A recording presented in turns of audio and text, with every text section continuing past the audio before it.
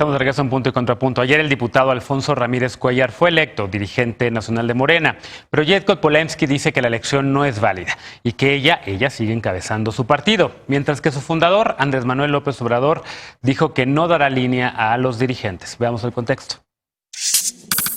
Este domingo, el diputado federal Alfonso Ramírez Cuéllar fue nombrado dirigente nacional provisional de Morena. En un máximo de 4 meses, el nuevo dirigente deberá reponer el proceso de elección interna. La presidenta del Consejo Nacional y aspirante a la dirigencia nacional, Berta Luján, dijo que Ramírez Cuéllar dirigirá el partido mientras se resuelve la sentencia del Tribunal Electoral del Poder Judicial de la Federación. En octubre pasado, el tribunal anuló la convocatoria para renovar dirigencia por considerar que el padrón de militantes de Morena no es confiable. La secretaria general, Jacob Polemski, que se ha desempeñado como presidenta desde que Andrés Manuel López Obrador renunció al cargo, dijo que ella sigue encabezando la dirigencia y que la elección de Ramírez Cuéllar fue ilegal. Según Polemski, el Comité Ejecutivo Nacional es el único que puede establecer lineamientos para el cambio de dirigencia y que además solo acudieron 1,310 de los 3,000 congresistas nacionales. Añadió que para que una sesión sea válida deben acudir al menos la mitad de los congresistas, pero Luján señaló que sí hubo el quórum necesario para realizar el 6º Congreso Nacional Extraordinario con representación de las entidades, comités estatales,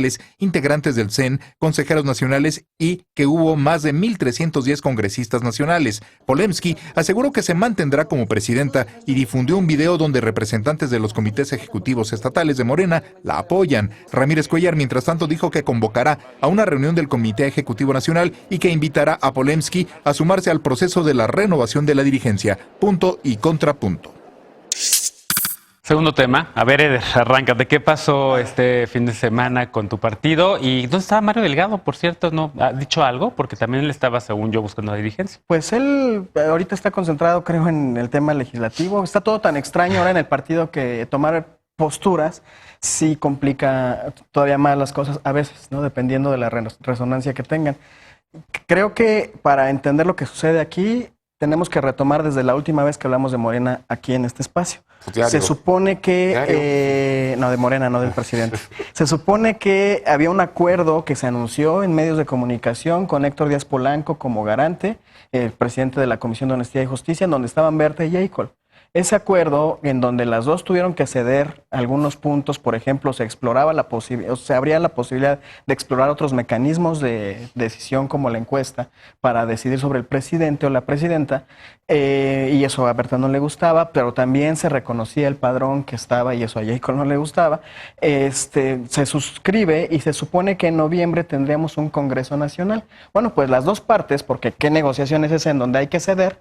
Decidieron bloquear ese acuerdo y reventarlo y no convocaron a Congreso Nacional las dos partes. Luego de eso, Jacob sigue avanzando en su ruta.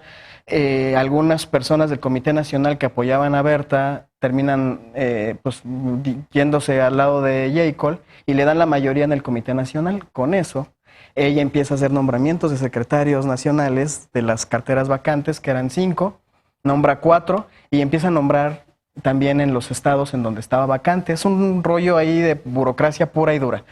Después, Berta Luján, junto con los consejeros nacionales, convocan a un consejo el 20 de noviembre y en ese consejo, entre otros acuerdos, estaba el de convocar a un Congreso Nacional el 26 de enero.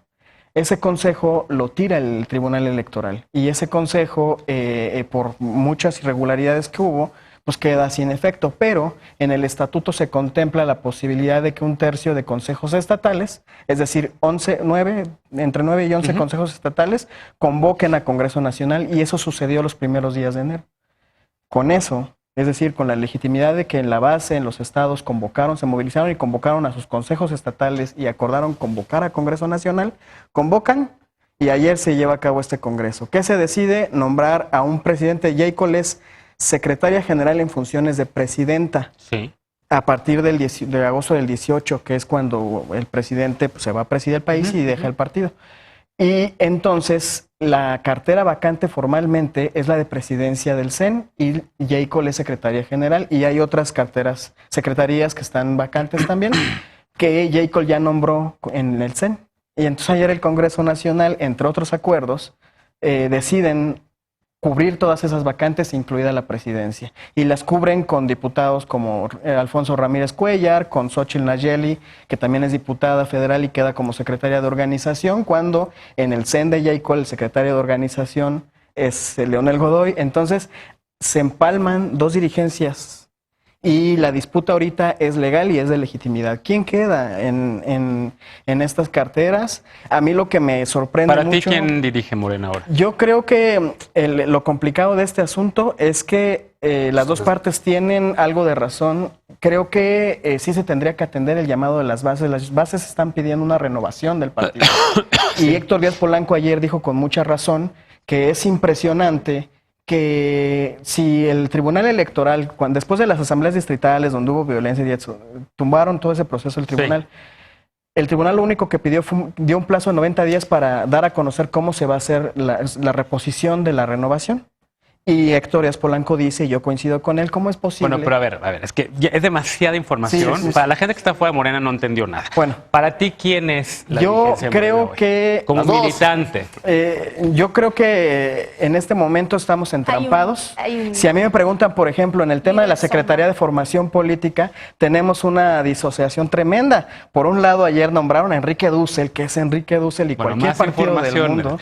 No tienes entonces claridad, no sabes quién dirige tu partido. Yo creo que lo legítimo en este momento es que si el Congreso Nacional ayer decidió que la renovación va, se haga una comisión de elecciones y convoquen a esta renovación. Okay. Más allá de que entonces Ramírez Cuellar es presidente interino. Es que el tema es ese, el error ha sido... No puede convocar. Pero puede convocar la comisión de elecciones, que fue uno de los acuerdos que tiraron. Yo creo que tiene que haber una mesa política y una comisión política y en esa comisión decidir. Porque el problema ahorita es que todo está en manos de los tribunales. El tribunal será quien decida quién es. A ver, yo hasta después de todo lo que me contaste, creo que veo muchos problemas. Sí, uno de ellos es que un militante Morena tan destacado como tú no puede decirme en quién cree que es la dirigencia ahorita. No me puedes decir tú quién te gustaría. Yo creo que lo más sano es que Ramírez Cuellar se asumiera el interinato. Okay. Y convocaran de inmediato al proceso de renovación. Y YAICOL sigue. ¿Cómo ves este problema dentro del partido que está en el poder? ¿Cómo podría afectar la política nacional? ¿Le ves alguna implicación? No, yo lo veo muy bien. Entre peor le vaya a Morena, más chance tiene alguna oposición de emerger en algún momento. Entonces yo voy muy bien. Ojalá que le vaya muy bien a YAICOL, porque entre mejor le vaya a YAICOL, peor le va a Morena. Entonces yo sí que le te echo porras para que tu partido siga siendo un desorden. Ellos no entienden eso. Pero hay una cosa muy también, o sea, porque todo el mundo anda celebrando en algunas editoriales que, es que realmente lo que vemos ahorita es un partido muy democrático, que el presidente no tira línea, etcétera. Yo creo que es una lectura equivocada, tratando de comparar a este presidente con los presidentes anteriores y el PRIismo sobre todo. Porque yo creo que este presidente, los partidos le tienen sin cuidado. El partido viene de parte y él no viene a gobernar la parte, él viene a gobernar al pueblo, que el pueblo se tiene que representar como un sujeto político que representa al todo bueno, ¿no? Entonces, obviamente, si él no, Morena, pues es así una facción ahí amorfa y el presidente no le interesa lo que pasa en Morena, le interesa a él hacerse, pero del país, del todo. Entonces, no creo que que esto sea señal realmente de esta sanidad democrática con la que lanzan al presidente, sino todo lo contrario, y que la disputa de Morena realmente es porque, sea como buen partido populista, lo único que los une es una figura que no ha dado dedazo, ¿no? Entonces, esto va a seguir pasando y ojalá que la población vea representado. Como buen partido cacha todo, ¿no? Y populista. Cacha el party, como le llaman. Quiere todo. Quiere ser populista y también no quiere ser populista. Quiere ser de izquierda y tampoco es de izquierda. Es una cosa que así que quiere todos, ¿no? Atrapa todo. No es transparente. O sea, creo que los términos de transparencia están como bastante tambaleando frente a la ciudadanía. Creo que no hay un proceso de transparencia también dentro de los partidos donde la ciudadanía esté cercana a cómo son los procesos internos, de cómo son las votaciones, de estas votaciones.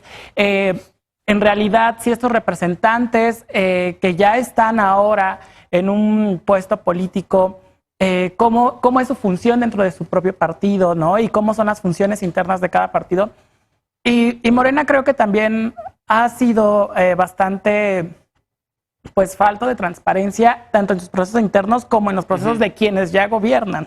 Eso es un punto. La otra es ¿esto cómo le cuesta al Estado? También creo que en términos de presupuesto, ¿cómo le cuesta al Estado volver a convocar a otra elección? El tribunal también, ¿cuánto va a decidir que esta elección va a tener una partida presupuestal? No tiene partidas especiales, no tiene. O sea, además, algo que sí es que hay que destacar es que Morena sí renunció a su 75% de presupuesto y ahorita la partida que tiene es similar a la del PT, o menos que la del PT.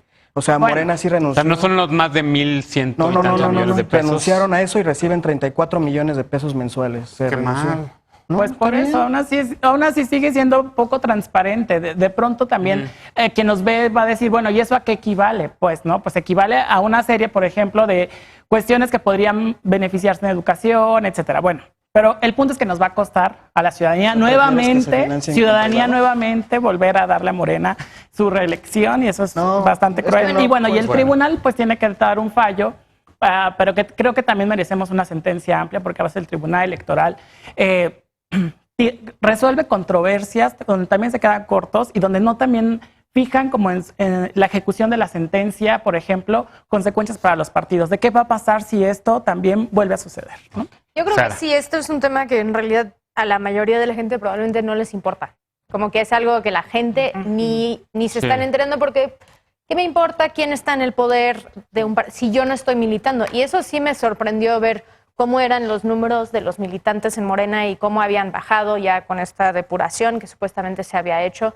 Pues es que ese es uno de los problemas, ni siquiera tenemos claridad del padrón. Sí, y eso es algo que creo que, entonces, es una gran pregunta.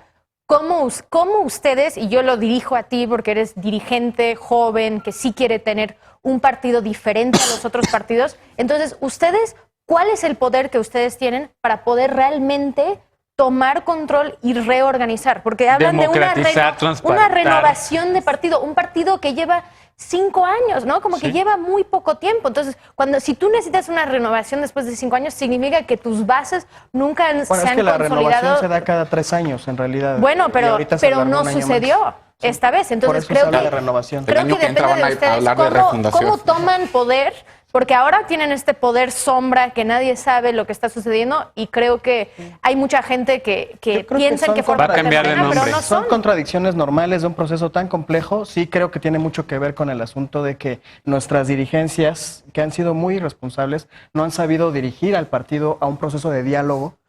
Y no se reconocen mutuamente, pero en algo sí coincido con Martín. Y eso es donde no han sabido dirigir este proceso después de Andrés Manuel. Él fue siempre el factor de consenso de este espectro tan complejo y tan amplio de actores políticos y actores ideológicos tan diversos. Y ahorita no ha habido nadie que sepa convocar a un proceso de diálogo en donde se generen consensos. Muy bien. Y esa cerrazón es la que nos tiene en este Bueno, le damos seguimiento a este tema. Ojos que son corruptos. Le damos seguimiento a este tema porque nos acabó el tiempo de este bloque. Tenemos que hacer una pausa para regresar a hablar de otro, porque México es uno de los lugares más peligrosos en el mundo para las personas trans. Y la discriminación en lugares públicos es una cosa de todos los días. Pero la semana pasada se dio un gran paso en la lucha por espacios libres de violencia, libres de discriminación. Regresamos a Punto y Contrapunto, no te vayas.